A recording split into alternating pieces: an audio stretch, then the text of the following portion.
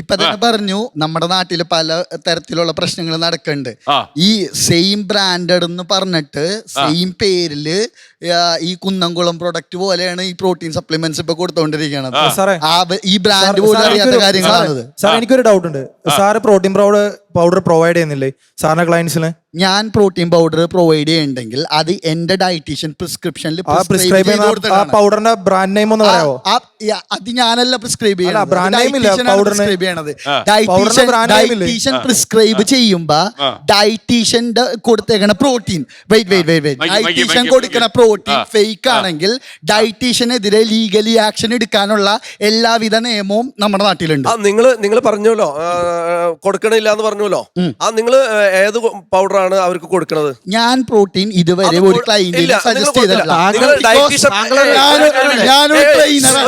ട്രെയിനറിന് protein കൊടുക്കാനുള്ള അധികാരമില്ല.